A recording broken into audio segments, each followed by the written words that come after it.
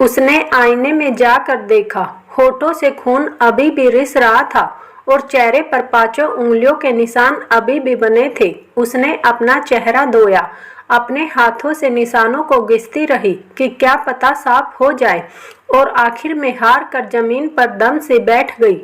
आंखों से बसा लावा बह निकला। 15 साल की शादी में क्या पाया उसने? माँ बाबा ने कहा था, देखो लड़की जात ही ऐसी है, बीबी को ही दबना पड़ता है। वो पति है तुम्हारा। पति, एक ऐसा पति जिसने उसे शरीर के परे कभी देखा ही कहाँ था। वो बीबी बनकर आई ही कब थी? वो उसके लिए नौकरानी से ज्यादा कभी कुछ थी ही नहीं। क्या कहता था अश्विन उसे? हाँ, पाँव की जूती। उसके बेटे विराज ने एक फिल्म देखने की ख्वाहिश रखी। बच्चों की एक फिल्म लगी थी, वो आज जाकर फिल्म दिखा कर ले आई। ये बात उसके पति अश्विन को इतनी बुरी लगी कि उसने आज फिर विराज के सामने उसकी पिटाई कर दी। कुछ समय से विराज बहुत सहमा सा रहता है। अभी कुछ दिन पहले ही कह रहा था, मम्मी मेरे पापा दूसरे बच्चों के पापा जैसे क्यों नहीं हैं? क्यों बेटा? दूसरों बच्चों के पापा जैसे ही तो हैं। अभी पिछले हफ्ते ही तो तुम्हारे लिए एक नया क्रिकेट का बैट लाए थे। रेवती ने कहा, नहीं मम्मी, सब बच्चों के पापा इतना गुस्सा नहीं करते। सबके पापा मम्मी से प्यार करते हैं, पर पापा तो आपको मारते हैं। मेरे पापा अच्छे आदमी नहीं हैं। आपने किसी अच्छे पापा से शादी क्यों नहीं की? रेवती चुप हो गई। आखिर क्या जवाब देती वो? पहले तो अश्विन का हाथ विराज के सामने नहीं उठता था, मगर अब तो उसे विराज की भी परवाह नहीं है। पता चलने दो कि उसकी माँ एक नंबर की जाहिल है। ये हिसाब किया है तुमने? पता नहीं किसको मेरे पल्ले बांध दिया। अश्विन ने हिसाब की डायरी रेवती के चेहरे पर फेंकते हुए कहा। विराज ये सब देखता और चुप हो जाता। आज जब उसने इतने दिनों बाद कुछ कहा तो वो मना नहीं कर पाई।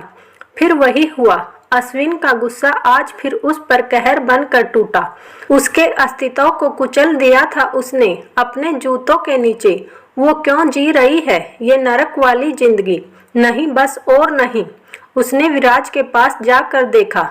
चादर को कस कर पकड़ कर सो रहा था। उसके चेहरे पर आंसुओं की लकीरें बता रही हैं कि वो आज भी रो कर सोया है। उसने विराज के गालों को छुआ, उसके माथे का चुम्बन लिया और कमरे से निकल गई। हॉल की दीवार पर उसकी और अश्विन की शादी की फोटो लटक रही थी। एक नज़र उसने उस पर डाली तो मानो रगों में फिर एक बार वही दर्द दौड़ गया हो। वो घर से निकल गई। कहाँ जाना है नहीं पता, क्यों जाना है नहीं पता। ना जाने कब वो रेलवे स्टेशन पहुंच गई। थोड़ी देर बैठी ही थी, एक ट्रेन आती दिखी। वो उठ खड़ी हुई। सामने एक फिल्म की तरह सब घूम गया। वो हर दिन का अपमान, उसका दुख, उसका दर्द, वो पल पल बिखरती जिंदगी। मगर ये क्या, उसके कदम उसका साथ ही नहीं दे पाए। वो नहीं कूद पाई उस ट्रेन के आगे। ट्रेन रुकी। वो ट्रेन में चढ़ गई। एक सीट के पास जाकर बैठ गई। उसका दिमाग सुन्न था और शरीर तो मानो बर्फ की तरह ठंडा हो गया था। रात थी, सब सो रहे थे। ट्रेन में ज्यादा भीड़ भी नहीं थी। ना जाने कब सुबह हो गई। उसकी आंखें पथरा सी गई थी। उसके आंसू जड़वत हो गए थे। बहन जी टिकट दीजिए, टीटी ने उसे कहा। उसने देखा, तभी सामने बैठी महिला ने कहा, ये मेरे साथ ही जा रही है। अचानक से प्रोग्राम बना तो टिकट नहीं ली। आप अभी बना दीजिए। उसने सामने देखा, एक प्रौढ़ सी महिला थी। पर्स से पैसे निकाल कर उन्होंने टीटी को दे दिए। टीटी चला गया।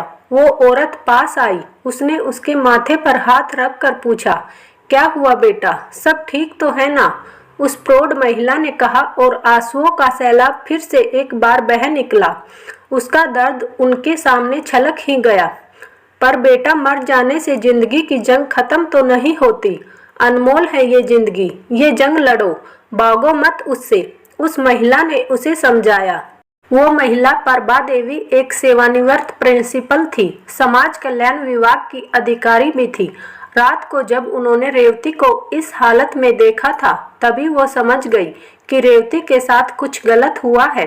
परबा देवी उसे अपने साथ अपने समाज कल्याण विभाग के आश्रम में ले गई। रेवती धीरे धीरे उस माहौल में डलने लगी। रेवती ने वहीं केयरटेकर के रूप में अपनी सेवाएं देनी शुरू कर दी। यहाँ उसने कंप्यूटर कोर्स भी सीखा और अपने खाना बनाने के हुनर को और भी संवारा। अपने जैसी कितनी ही महिलाओं से मिली जिन्होंने लगभग जिंदगी से हर उम्मीद खो दी थी, पर ना जाने क्यों जिंदगी को उनसे उम्मीद अब भी बाकी थी। आबिदा पर उसी के पति ने तेजाब डाल दिया क्योंकि वो उस पर शक करता था। सबरी को तो उसके अपने माँ बापू ने ही बेच दिया था। वही अंबर काकी को उनके ही बेटे बहू छोड़कर भाग गए, पर फिर भी वो सब एक दूसरे का सहारा बने। इस आश्रम में आकर एक बार फिर उन्होंने जिंदगी की नई शुरुआत की। जन्नत तो उनके सामने ही इस आश्रम में आई थी। एक दिन की थी जन्नत, जब उसके ही माँ बाप ने उसे कूड़े में फेंक दिया। जगह जगह से उसका शरीर चींटियों ने काट खाया था और वो मासूम इस आश्रम में आ गई। अब उसे एक नहीं बल्कि न जाने कितनी माँओं का प्यार मिल रहा था। जब भी रेवती जन्नत को गोद में लेती उसे विराज की याद आ जाती। कैसा होगा उसका बेटा, ना जाने अश्विन उसके साथ क्या सलूक करता होगा। उसकी आंखों में आंसू आ जाते। वहां अगले दिन अश्विन सोकर उठा तो उसे रेवती दिखाई नहीं दी। अगली शाम तक ही रेवती नहीं मिली तो उसने पुलिस को खबर दी। भाग गई साली, बदचलन कहीं की, जरूर अपने किसी यार के साथ गई होगी, अश्विन ने कहा। विराज तो जैसे सदमे में था और उस दिन के बाद विराज के दादा दादी गांव से आ गई उसकी देखभाल के लिए। हाय कीड़े पड़े ऐसी लुगाई को, यार के चक्कर में छोरे को छोड़ गई। ममता न फूटी उसकी। विराज की दादी उसकी माँ को रोज कोसती। माँ मिलने दो उसे, ऐसा सबक सिखाऊंगा ना, जिंदगी भर याद रखेगी। अश्विन गुस्से में आंखें लाल करते हुए बोला। क्या हुआ, कहाँ खो गई हो, प्रभा देवी ने पूछा तो रेवती जैसे सपने से जागी। विराज भी बचपन में बिल्कुल जन्नत जैसा लगता था, ऐसे ही गंगूराले बाल, ऐसे ही होठ। कहते कहते रेवती का गला रुंध गया। तुम माँ हो उसकी रेवती, तुम्हारा हक है उस पर। कब तक खुद से भागती रहोगी। जिंदगी डर कर जीने का नाम नहीं है। तुम्हारी पहली लड़ाई खुद तुमसे है बेटा। ये डर तुम्हारा खुद का है जिसे तुम्हें जीतना है। अश्विन जानता है तुम कमजोर हो, उसी का वो फायदा उठाता है। पर क्या हुआ, विराज जो तुम्हारी जिंदगी है, इस अनचाहे बंधन को झेलने की वजह से तुम उससे दूर हो। आखिर क्यों, प्रभा देवी ने कहा। आखिर क्यों, ये शब्द उसके कान में गूंजते रहे। हेलो कौन, ये आवाज तो अश्विन की माँ की थी। रेवती ने झट से फोन रख दिया। आज 10 महीने बीत चुके थे। रेवती ने थोड़ी देर बाद फोन किया। हेलो कौन बोल रहा है, उधर से आवाज आई। रेवती की रुलाई फूट पड़ी। ये आवाज विराज की थी। विराज, इतना ही बोल पाई वो। मम्मी मम्मी, आप मम्मी हो न। विराज चहक उठा। रेवती ने खुद को संभाला। सुनो विराज, कुछ मत बोलो, बस मम्मी की बात ध्यान से सुनो। मम्मी बिल्कुल ठीक है, रेवती ने कहा। मम्मी दादी नहाने गई है, घर पर कोई भी नहीं है अभी। आप क्यों चली गई मुझे छोड़कर। आप मुझसे प्यार नहीं करती ना। पापा भी मुझसे प्यार नहीं करते, वो रोज गुस्सा करते हैं। मुझे अपने साथ ले चलो मम्मी। मैं बिल्कुल जिद नहीं करूँगा, आपकी हर बात मानूंगा, प्लीज मम्मी। विराज रोने लगा। नहीं बेटा, रोते नहीं, मम्मी बहुत ही जल्दी आपके पास आ जाएगी। आप चिंता मत करो, बस अपना ख्याल रखना, रेवती ने कहा। अगले दिन रेवती ने अपना निर्णय ले लिया। विदा होते हुए वो सबसे गले मिल रही थी। प्रभा देवी ने रेवती को गले लगा लिया। रेवती कोई भी औरत उस दिन अबला नहीं रहेगी जब तक वो खुद को अबला समझना न छोड़ दे। औरत शक्ति है, माँ दुर्गा का अवतार है औरत। जिंदगी सिर्फ एक बार मिलती है और भगवान ने तो तुम्हें एक नई जिंदगी दी है, प्रभा देवी ने कहा। रेवती ने हाँ में सिर हिलाया और चल दी। घंटी बजने की आवाज आई। अश्विन ने दरवाजा खोला। सामने रेवती खड़ी थी। अश्विन का पारा चढ़ गया। रेवती घर में आ गई अपना मुंह काला करवा कर। तुमने क्या समझा, मैं तुझे अपने घर में रख कर तेरी आरती उतारूंगा, जो तूने मेरी इज्जत समाज में उतारी है। आज मैं बताता हूँ। अश्विन ने रेवती को मारने के लिए हाथ उठाया। रेवती ने कसकर अश्विन का हाथ पकड़ा और मरोड़ दिया। अश्विन की तो क्रय निकल गई, उसे इसकी बिल्कुल उम्मीद नहीं थी। तुम्हारा घर, शायद आप ये भूल गए कि ये घर मेरा है, मेरे नाम पर ही आपने ये घर खरीद रखा है ना? याद नहीं आ रहा तो पेपर निकाल लो, रेवती ने कहा और घर का मुख्य दरवाजा खोल दिया।